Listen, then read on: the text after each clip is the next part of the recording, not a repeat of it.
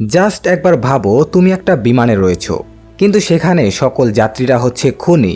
তারা সবাই তোমার জীবন নেওয়ার জন্য উঠে পড়ে লেগেছে। কিছু এরকমই ঘটে আজকের গল্পে। তো আজকে আমরা এক্সপ্লেন করতে যাচ্ছি 2025 সালে রিলিজ পাওয়া ফাইট অর ফ্লাইট নামের এই মুভিটা নিয়ে। গল্পের শুরুতে আমরা দেখি একজন লোক, নাম হচ্ছে অ্যারেন। সে খুবই চিন্তিত আর তাড়াহুড়ায় আছে। অ্যারেন যখন নিজের ডিপার্টমেন্টে পৌঁছায় তখন সে স্টাফদের বলে তাড়াতাড়ি করে ভিডিও চালু করো।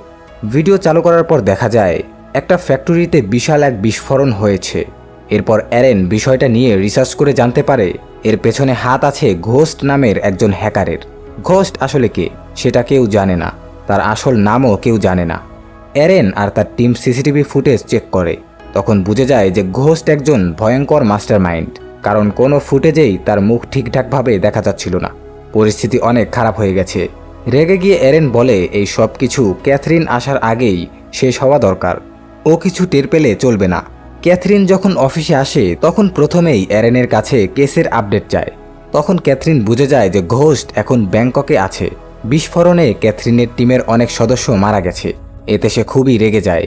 সে জানতে চায় আমাদের কোন টিম ব্যাংককের সবচেয়ে কাছাকাছি রয়েছে। অ্যারেন জানায় সিঙ্গাপুরে একটা টিম আছে, কিন্তু ওদের ব্যাংককে পৌঁছাতে সময় লাগবে। ক্যাথরিন তখন ভাবে ঘোস্টও নিশ্চয়ই কোথাও না কোথাও ফ্লাইটে করে এদিকে ওদিকে আসা যাওয়া করে।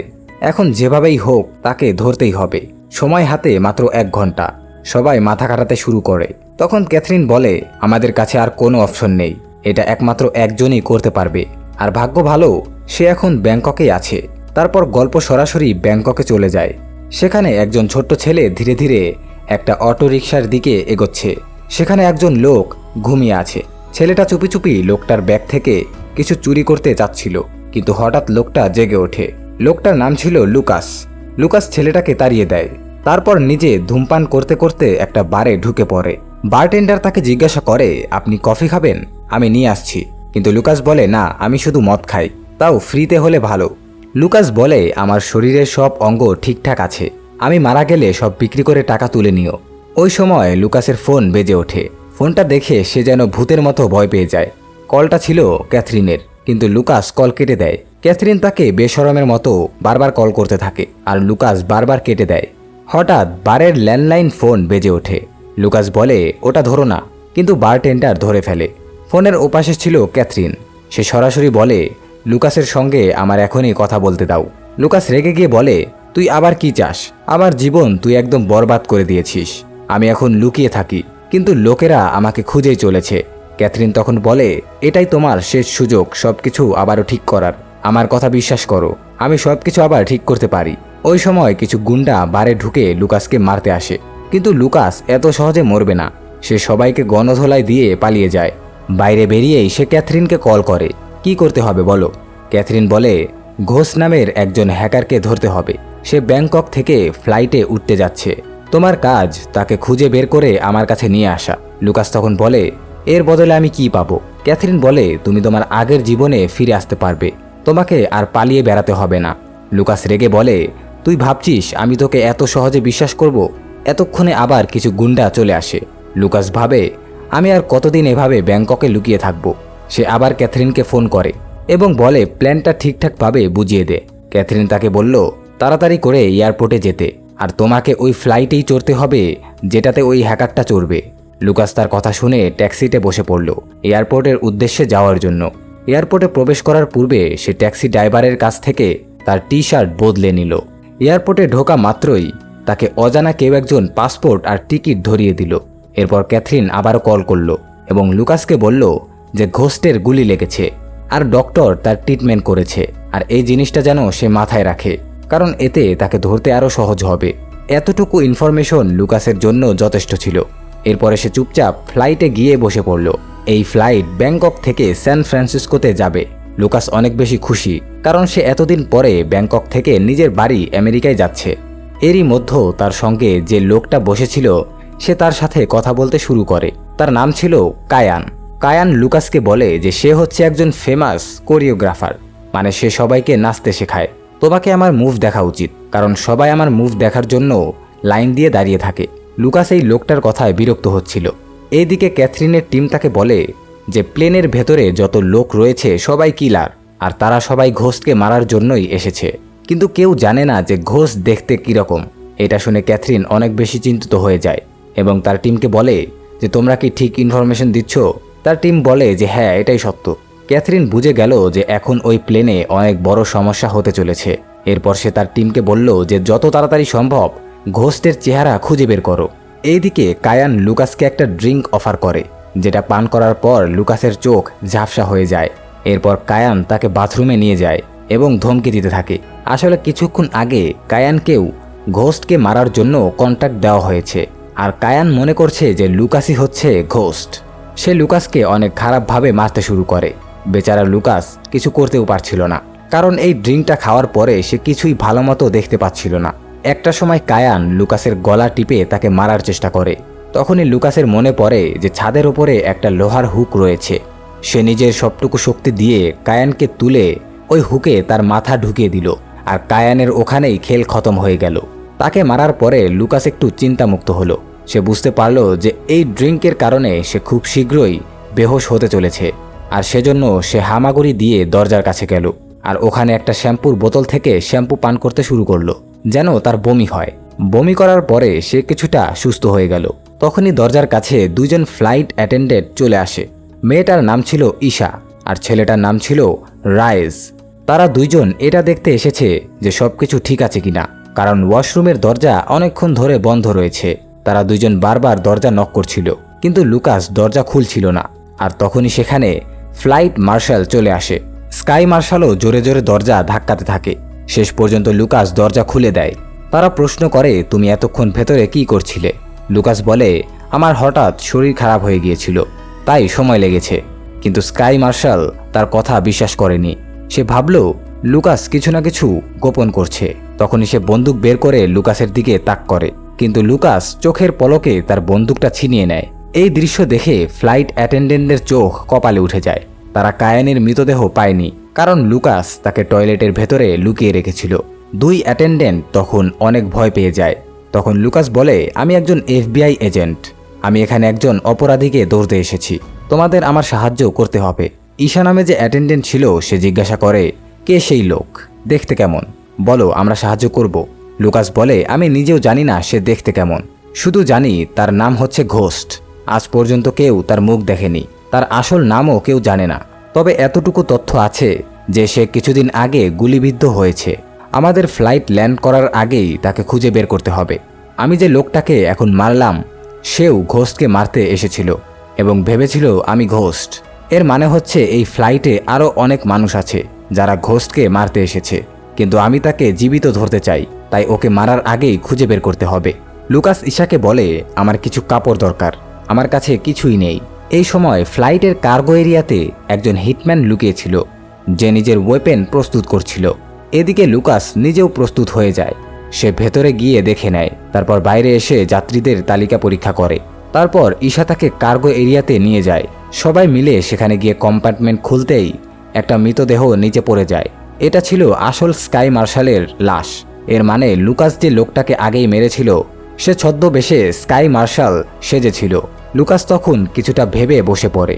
এ সময়ে সে দেখে যে ঈশার গায়ে ঘাম জমে আছে। লুকাস অনেকদিন ধরেই এই লাইনে আছে। সে জানে যে এই রকম ঘাম ভয় বা আঘাতের কারণে হয়। সে ঈশাকে বলে, অনেকবার আমাকে আক্রমণ করা হয়েছে, গুলিও খেয়েছি, ছুরিও খেয়েছি। তোমার ঘাম আর মুখের অঙ্গভঙ্গি দেখে বুঝতে পারছি তোমাকে কেউ গুলি করেছে, তাই না? এই মুহূর্তে লুকাস বুঝে যায় ঈশাই আসলে ঘোস্ট। সবাই ভাবছিল এত বড় হ্যাকার নিশ্চয়ই একটা ছেলে হবে, কিন্তু বাস্তবে সে একজন মেয়ে। ঈশা সেটা অস্বীকার করে বলে, না না, আমাকে কেউ গুলি করেনি, আপনি কি পাগল নাকি? তাদের এই সব কথোপকথনের সময় কার্গো এরিয়াতে লুকিয়ে থাকা হিটম্যান সবকিছু শুনছিল। সে হঠাৎ ঈশার ওপর হামলা করতে যায়, কিন্তু ঈশা এক ধাক্কাতেই তাকে মেরে ফেলে। এতে নিশ্চিত হয়ে যায় হ্যাঁ, ঈশাই হলো ঘোস্ট। ঈশা লুকাসের ওপর পুরোপুরি ভরসা করতে পারছিল না। সে সন্দেহ করছিল লুকাস হয়তো তাকে ধরার নামে মেরে ফেলবে। কিন্তু লুকাস বলে, তুমি যদি আমার ওপর বিশ্বাস না করো তাহলে কার ওপর করবে? এই প্লেনের যতজন মানুষ আছে সবাই তোমার মৃত্যু চায়, শুধু আমিই আছি যে তোমাকে বাঁচাতে চাই। ঈশার সামনে আর কোনো উপায় ছিল না। সে রাজি হয় এবং জিজ্ঞাসা করে, এবার কি করব? লুকাস বলে, তুমি এয়ার হোস্টেজের অভিনয় চালিয়ে যাও, কিন্তু যখনই কাউকে সন্দেহজনক মনে হবে আমার কাছে সরাসরি চলে এসো। তারপর তারা পাইলটের কাছে যায় এবং বলে খুব বড় কিছু ঘটতে চলেছে, তাই যাই হয়ে যাক না কেন ককপিটের দরজা যেন খোলা না হয়। একজন যাত্রী ঈশার কাছে কফি চায়। ঈশা কফি দিয়ে নিজের জায়গায় ফিরে আসে। ওইদিকে লুকাস ফার্স্ট ক্লাসে ঢুকে দেখে কি ধরনের কিলার এখানে বসে আছে। ওই সময় হঠাৎ করে একটা মেয়ে লুকাসের ওপর আক্রমণ করে দেয়, আর তাদের দুজনের মধ্যেও ফাইট শুরু হয়ে যায়। ওই মেয়েটা অনেক ভালো ফাইটার ছিল। লুকাস তার সাথে পারার অনেক চেষ্টা করছিল, কিন্তু ওই মেয়েটাকে হারানো তার কাছে অসম্ভব মনে হচ্ছিল। যখন ওই মেয়েটা নিজের মাস্ক সরায়, তখন লুকাস বুঝতে পারে যে এই মেয়েটা ট্রেড গ্যাংয়ের সদস্য ছিল, যেটা এশিয়ার সবথেকে বড় গ্যাংস্টার গ্রুপ ছিল। তখনই লুকাসের নজর পড়ল গ্লাসের ওপর। সে ওই মেয়েটার মুখ সোজা গ্লাসের ওপর আছাড় মারল, যার ফলে ওই মেয়েটার চোখে কাচের ভাঙা টুকরো ঢুকে গেল, যার ফলে ওই কিলার আর কিছুই দেখতে পাচ্ছিল না। কিন্তু তারপরেও সে হার মানছিল না এবং লুকাসের ওপর হামলা করতেই থাকে। আর শেষ পর্যন্ত লুকাস একটা কাচের টুকরো ওই মেয়েটার মাথার মধ্যে ঢুকিয়ে দিল। কিন্তু ঘটনা এখানেই শেষ নয়। ওই প্লেনটা ট্রেড গ্যাংয়ের সদস্য দিয়ে ভরা ছিল, আর সকলে এখন লুকাসের ওপর আক্রমণ করা শুরু করে দিল। অন্যদিকে যাকে ঈশা কফি দিয়েছিল সে জানতো যে ঈশাই হচ্ছে আসল ঘোস্ট। এখন সে ঈশাকে কিছু করতে যাবে তার আগেই তার গলা ব্যথা শুরু হয়ে যায়, কারণ ঈশা আগে থেকেই ওই কফিতে পয়জন মিশিয়ে রেখেছিল। আর ওই হিটম্যান ঈশাকে ছোঁয়ার আগেই মরে গেল। ওইদিকে লুকাস সবার সাথে ফাইট করছিল, আর সে সবাইকে এক এক করে মেরে ফেলেছে। তখনই ঈশা সেখানে রয়েজের সাথে আসে, আর সে এতগুলো মানুষের অবস্থা খারাপ দেখে অবাক হয়ে যায়। এদিকে লুকাসের অবস্থা খুবই খারাপ। তখনই তার সামনে সে একটা ফোন পড়ে থাকতে দেখে, যেখানে তার ফটো ছিল। সে ঈশাকে ধরল এবং জিজ্ঞাসা করলো যে এই সকল লোকেদের কাছে আমার ফটো কি করে এসেছে। তখন রয়েজ তাকে বলল যে এই পিকচারটা তো সকল প্যাসেঞ্জারের কাছে রয়েছে। এটা শুনে তো লুকাসের অবস্থা খারাপ হয়ে গেল। সে কিছুই বুঝতে পারছিল না। এরপর সে ঈশাকে বলল যে আমাকে পুরো সত্য বলো, এতগুলা লোক তোমার পিছে কেন পড়েছে? আর এখন তো তারা আমার পেছনেও পড়েছে।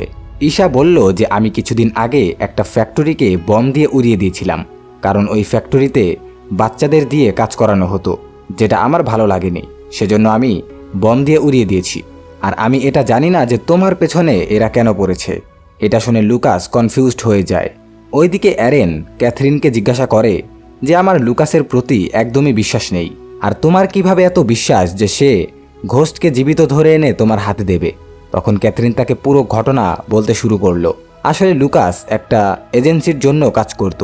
সে পুরো এজেন্সির সব থেকে ভয়ানক মেম্বার ছিল, আর একদিন তাকে অনেক ইম্পর্টেন্ট একজনের গার্ড দেওয়ার জন্য ডাকা হয়েছিল। সে ওই লোকটার ঘরের বাইরেই দাঁড়িয়েছিল। তখনই ওই রুমের ভেতর থেকে একটা মেয়ের চিৎকারের আওয়াজ এলো, আর যখন সে ওই রুমের ভেতরে গেল, সে দেখল যে ওই ধনী ব্যক্তি কোনো শয়তানের থেকে কম ছিল না। সে প্রস্টিকিউটরদের ভাড়া করে এনে তাদের মারধর করত। লুকাসের দ্বারা এটা দেখা সম্ভব হয়নি, আর সেই জন্য সে ওই লোকটাকে ততক্ষণ পর্যন্ত মারল যতক্ষণ না সে মারা যায়। আর কাহিনী তো তখন থেকে শুরু হলো। আসলে লুকাস যাকে মেরেছিল তার বড় ভাই CIA এর হেড ছিল, আর ওই লোক পুরো CIA লুকাসের পেছনে লাগিয়ে দিল। এরেন জিজ্ঞাসা করলো যে আপনি এত সব কিভাবে জানেন? ক্যাথরিন বলল যে আমি তার গার্লফ্রেন্ড ছিলাম, আর আমি CIA-কে বলেছিলাম যে সে কোথায় রয়েছে। এরপর সে ব্যাংককে চলে গিয়েছিল আর কখনো আমার কাছে ফিরে আসেনি। CIA অনেকবার লুকাসকে মারার জন্য লোক পাঠিয়েছিল, কিন্তু যারা তার পেছনে গেছে কেউ আর ফিরে আসেনি। সবাই গায়েব হয়ে গেছে। লুকাস আগেও অনেক খাতারনাক ছিল, কিন্তু এই কয়েক বছরে তার ওপর এতবার হামলা হয়েছে যে সে তাদের সাথে লড়াই করে আরও অনেক বেশি শক্তিশালী হয়ে গেছে। ফ্লাইটের ভেতরে ঈশা লুকাসের কাছে যায় এবং তাকে ওই ঔষধগুলো দেখায় যেগুলো তাকে ডক্টর দিয়েছিল। ঈশা লুকাসকে বলে যে তুমি এই ওষুধগুলো খাও, কারণ তোমার অবস্থা খুবই খারাপ হয়ে গেছে। কিন্তু তখনই লুকাস দেখল যে তাকে অনেক হিটম্যান খুঁজছে। লুকাস সোজা গিয়ে তাদের ওপর হামলা করে দিল এবং এক এক করে সবাইকে মারতে লাগলো। কিন্তু ঈশা দেখল যে লুকাস ধীরে ধীরে দুর্বল হয়ে পড়েছে। সেজন্য সে তাকে সাহায্য করার জন্য এগিয়ে আসে। কিন্তু লুকাস সেটা দেখে বলল যে তুমি এখানে কি করছো? আমার বিপদ আরও বেড়ে যাবে যদি তারা জানতে পারে যে তুমি আমার সঙ্গে আছো। তখনই তাদের কথা একটা লোক শুনে ফেলে। এদিকে আরেকটা লোক লুকাসের ওপর হামলা করে দেয়। লুকাস তার সাথে লড়াই করছে। তখনই আরেকজন ঈশার ওপর হামলা করে দেয়। ঈশা পুরো চেষ্টা করছিল যেন সে ওই হামলাকারীকে মারতে পারে। শেষ পর্যন্ত ঈশা সেই হামলাকারীকে মারতে সফল হয়। লুকাসও প্রায় সবাইকে মেরে ফেলেছে, কিন্তু সে ছুরির আঘাতে গুরুতর আহত হয়। ঠিক তখনই 3 জন মহিলা এসে লুকাসের ওপর হামলা করে, কিন্তু ঈশা চিৎকার করে বলে ও আমার সঙ্গে আছে। ওই 3 জন ছিল ঈশার বন্ধু। তারা ঈশাকে বাঁচানোর জন্য এই ফ্লাইটে ছিল। তারা লুকাসকে নিচে নিয়ে যায় এবং তার চিকিৎসা করতে থাকে, কারণ সে অনেক বেশি আহত হয়েছিল। এদিকে ক্যাথরিন অবশেষে ঈশার মুখ চিনে ফেলে। সে বুঝে যায় এই মেয়েটি আসল ঘোস্ট। অন্যদিকে অ্যারেন ফোনে কথা বলতে বলতে বাইরে বেরিয়ে যায়। লুকাস তখন ঈশার কাছে তার জীবনের গল্প জানতে চায়। ঈশা বলতে শুরু করে, আমি ভারতের মেয়ে। আমি ছোটবেলায় অনাথ হয়ে যাই। অনাথ শিশুদেরকে কিডন্যাপ করা খুবই সহজ, কারণ তাদের দেখভালের মতো কেউ থাকে না। কিডন্যাপাররা মেয়েদের দিয়ে কাজ করায় আর পরে বিক্রি করে দেয়। কিন্তু আমার মাথা অনেক তীক্ষ্ণ ছিল। ওরা ভাবলো আমাকে বিক্রি না করে আমার মেধা দিয়ে টাকা রোজগার করাই ভালো। আমার হ্যাকিং জানা ছিল, তাই আমি ওদের অনেক বিপদ থেকে বাঁচাতে লাগলাম। বয়স বাড়ার সাথে সাথে আমি বুঝে গেলাম এরা খারাপ লোক। তখনই আমি পালিয়ে যাই। তারপরের 10 বছর আমি একটা ডিভাইস তৈরি করতে থাকি। একটা এমন ডিভাইস যে কাজ অন্য হ্যাকারদের করতে বছরের পর বছর লেগে যায়, আমার ডিভাইস সেটা কয়েক সেকেন্ডেই করে দেয়। কিন্তু কিছুদিনের মধ্যেই লোকেরা সেটা জেনে যায়। তখন সবাই আমার পেছনে পড়ে যায়। তারা আমাকে না, আমার ডিভাইসকেই চায়।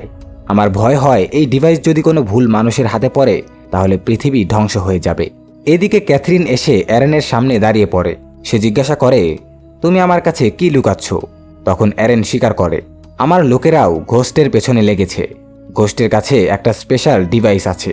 ওই ডিভাইসের জন্য লোকেরা অজস্র টাকা দিতে রাজি। যেই মুহূর্তে আমি জানলাম ঘোস্ট ওই প্লেনেই আছে, আমি তার মাথার দাম নির্ধারণ করে দিলাম। সব কিলারদের প্লেনে তুলে দিলাম। পরে শুনলাম তুমিও তোমার এজেন্টকে পাঠিয়েছ। তখন আমি সব কিলারদের লুকাসের ছবিও পাঠিয়ে দিলাম, যাতে তারা আগে লুকাসকে মারে, তারপর ঘোস্টকে। আমার বিশ্বাস তারা এতক্ষণে লুকাসকে মেরে ফেলেছে, আর এখন ঘোস্টকেও মারবে। তারপর সবাই টাকার জন্য একে অপরকে মারবে, আর যখন প্লেন ল্যান্ড করবে কেউই বেঁচে থাকবে না। ডিভাইসটা তখন আমার হবে। তোমাকে আমি একটা ছোট্ট অংশ দিতে পারি। এই প্রস্তাবে ক্যাথরিন রাজি হয়ে যায়। এদিকে ঈশা জানতে পারে তার ছবিও প্লেনের সব কিলারদের কাছে পৌঁছে গেছে।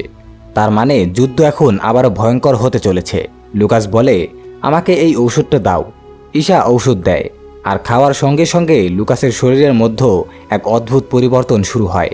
সে যেন মাতাল হয়ে গেছে। লেবেল খুলে দেখে এটা অ্যাড্রেনালিন না, বরং ডট ভেনম। এই কারণে তার মাথা একদম হাইপার হয়ে যায়। শরীরে প্রবল এনার্জি অনুভব করে। সে নেশাগ্রস্ত অবস্থায় উপরে উঠে আসে। 3 জন মেয়ে একসঙ্গে কিলারদের ওপর ঝাঁপিয়ে পড়ে এবং একে একে সবাইকে মেরে ফেলে। যখনই লুকাস কারো ওপর হামলা করতে যায় তখন সে অদ্ভুত সব জিনিস দেখতে পায়। মাথা তার গোলেমেলে জিনিস দেখতে থাকে। এই অবস্থা নিয়েই সে কিলারদের পরপারে পাঠাতে থাকে। 3 জন মেয়ের মধ্যে একজন গুলিবিদ্ধ হয়ে মারা যায়। একটি গুলি প্লেনের দেয়াল ছেদ করে বেরিয়ে যায়, ফলে প্লেনের ভেতরে এক বিশাল ছিদ্র হয়ে যায়। অনেক যাত্রী একে একে নিচে পড়ে যেতে থাকে। এই সময় 2 কিলার ককপিটে ঢুকে পড়ে এবং 2 জন পাইলটকে মেরে ফেলে। পরিস্থিতি ভয়ঙ্কর হয়ে গিয়েছে। ঈশা একটা চেইনস দেখতে পায় এবং সেটা লুকাসকে দিয়ে দেয়। লুকাস তখন একের পর এক কিলারকে কেটে ফেলে, ঠিক যেন গাজর মুলির মতো। তখন এক কিলার ঈশার দিকে গুলি ছোড়ে, কিন্তু একটা মেয়ে সামনে এসে ঈশার প্রাণ বাঁচায়। লুকাস সব কিলারকে শেষ করে ককপিটে চলে যায়। মাটিতে ক্যাথরিন আর অ্যারেন প্লেনের জন্য অপেক্ষা করছিল, কিন্তু সেই প্লেন কখনোই ল্যান্ড করে না, কারণ প্লেন পুরোপুরি ধ্বংস হয়ে গেছে। পাইলটরা মারা গেছে। এই খবর শুনে ক্যাথরিন পাগলের মতো রেগে যায় এবং অ্যারেনকে গুলি করে মেরে ফেলে। এদিকে ঈশা আর লুকাস ককপিটে ছিল। ঈশা চেষ্টা করছিল প্লেনকে ল্যান্ড করাতে। অবশেষে ধীরে ধীরে প্লেনটা মাটিতে নামতে শুরু করে। তখন ক্যাথরিন লুকাসকে কল করে জিজ্ঞাসা করে, ঈশা আর সেই ডিভাইস কোথায়? লুকাস বলে, তোমার কোনো কথাই আমি শুনবো না। তোমার মতো স্বার্থপর নারী আমি জীবনে দেখিনি। ঈশা তখন লুকাসকে ধন্যবাদ দেয়, তুমি আমার প্রাণ বাঁচিয়েছ। লুকাস বলে, তুমিও তো আমাকে বাঁচিয়েছ। আমার বেঁচে থাকার একটা কারণ দিয়েছ। এখন আমার জীবন শুধুই অস্তিত্ব নয়, এটা একটা অর্থপূর্ণ জীবন। ঈশা প্লেন ঘুরিয়ে দেখে লুকাস তখন অজ্ঞান। লুকাসের যখন জ্ঞান ফেরে দেখে সে হাসপাতালে, তার চিকিৎসা চলছে। কিন্তু হঠাৎ সেখানে হামলা হয়। চারদিকে গুলির শব্দ, পুরো হাসপাতাল গুলিতে ছিন্নভিন্ন। লুকাস বাইরে বেরিয়ে আসে। ঈশা তার দিকে দৌড়ে আসে এবং বলে, লড়াই এখনো শেষ হয়নি। এরা এখনো আমাদের খুঁজছে। আমাদের এই লড়াই চালিয়ে যেতে হবে। আর এই দৃশ্যের সাথেই আজকের আমাদের এই মুভিটা শেষ হয়ে যায়। তো বন্ধুরা, আপনাদের এই মুভিটা কেমন লাগলো কমেন্টে জানাবেন। দেখা হবে নতুন কোনো ভিডিওতে। সবাই ভালো থাকবেন। আল্লাহ হাফেজ।